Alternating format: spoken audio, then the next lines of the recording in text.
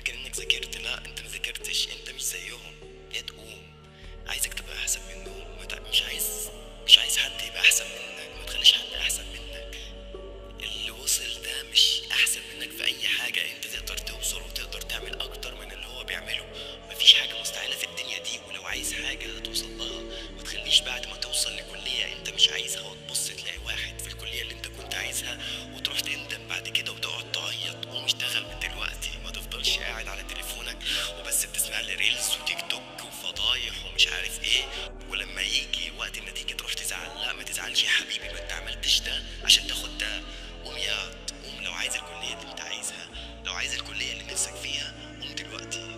لما تشوف واحد وصل للكلية اللي كان نفسك فيها وانت ما وصلتش وبتبص عليه من كلية تاني، اكبر من وجع يوم النتيجة. هتكون اكبر من وجع يوم النتيجة. فقوم وصل للكلية اللي انت عايزها، عشان بعد ما تلبس البلطو او لما تمسك المسطرة او توصل للي انت عايزه يعني، ما تندمش، ما يكونش عندك ذرة ندم، تكون فرحان بنفسك، فخور بنفسك، واثق من نفسك. حتى ثقتك في نفسك هتزداد بعد ما تنجح.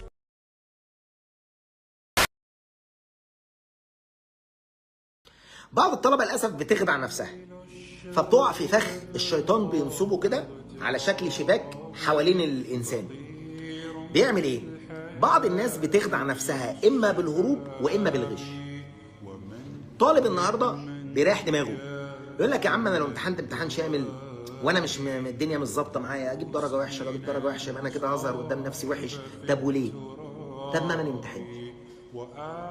وانا هنا مش بتكلم على العربي، في العربي لو ما امتحنتش انت حر براحتك، از يو لايك، تحمل التبعات. لكن انا بكلمك في المطلق العام. انا هنا مش بكلمك على العربي بس، بكلمك في المطلق العام. انت كده بتهرب من المشكله، ومحدش في التاريخ الحديث وفي التاريخ القديم منذ الازل هرب من المشكله ونجح في اللي هو بيعمله. محدش. ده انت اصلا عندك قصه سيدنا يونس، ومش هروب يعني.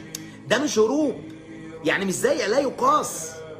سيدنا يونس عليه السلام بس العقاب علشان خاطر ايه؟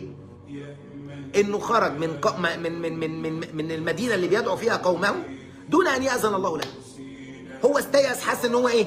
مش هيؤمنوا دول، مش دعاتهم كتير مش راضيين يؤمنوا. اروح ادعو حد تاني ومش بيتكلم في ان هو، واحنا هنا مش بنتكلم على سيدنا يونس ان هو عمل كده على هوا وان هو لا وان انا خالص.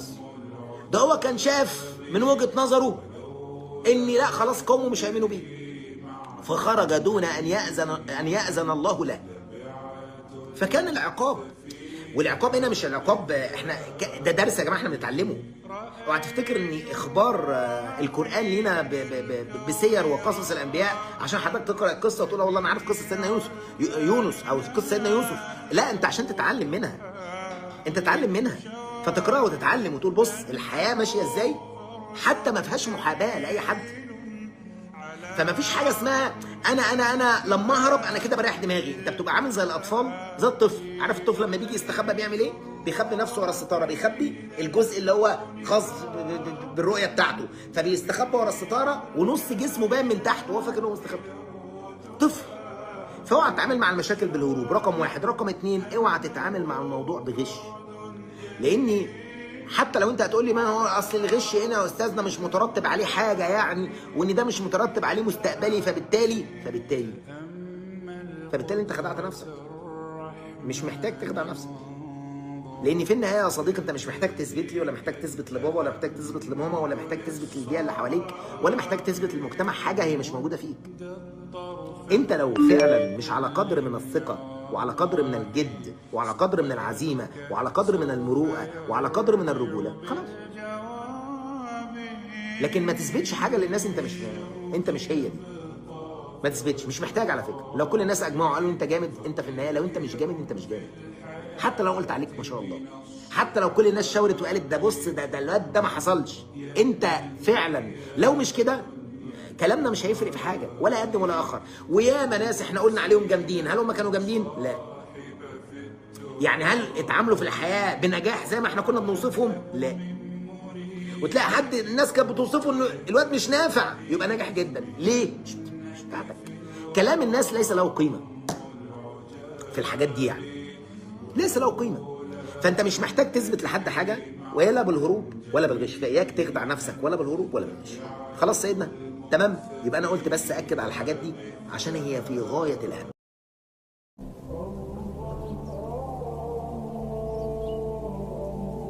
طول ما انت في ثانوي او اعدادي او ايا كانت المرحلة التعليمية اللي انت فيها، اكيد هتواجهك مشكلة التراكم.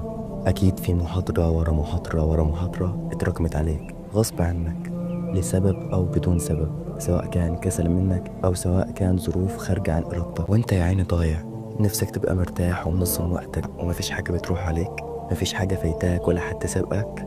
يبقى الحل في الكتاب ده. لطلب الكتاب هتلاقي رقم التواصل واتساب او تليجرام في اول كومنت، ولو ما عندكش واتساب او تليجرام متاح انستجرام كمان، فهتلاقيه في اول كومنت. هتتلك المفتاح وانت عليك تنفذ. وانت وماشي هتلاقي 3 اعداء: نفسك، صحابك، شيطانك. لو نفسك بتأمرك ان انت تفكك من المذاكرة، تكون مثلا بتذاكر وتروح تلاقي نفسك مرة واحدة مسكت التليفون وفضلت تقلب فيه، امسك التليفون ده وارميه من الشباك، ما يفضلش جنبك، تليفونك مش جنبك وانت بتذاكر. نفسك تأمرك بحاجة، اعمل عكسها، اعمل عكس اللي نفسك تأمرك بيه. انت مش عبد لنفسك، ما تخليش نفسك هي اللي تمشيك.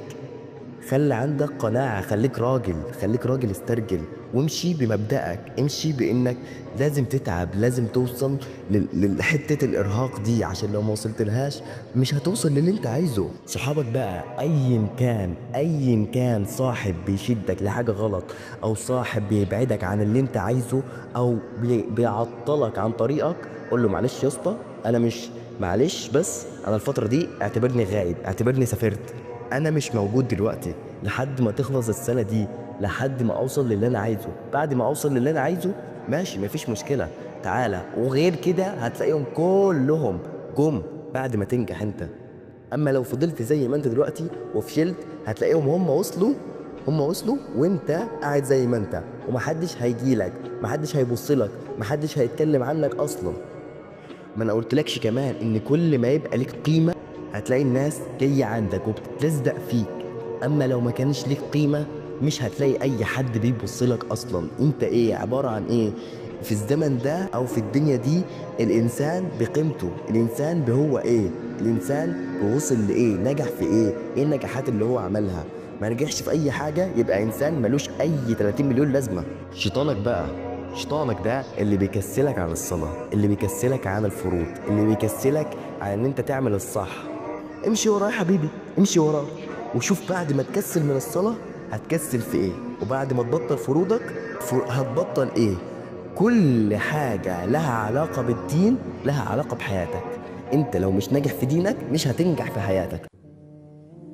انا عارف انك لو عوزت اي حاجة هتعملها وغصب عن اي حد. ربنا معاكم ويوفقكم ويوصلكم للي انتوا بتحلموا بيه واللي انتوا بتتمنوه.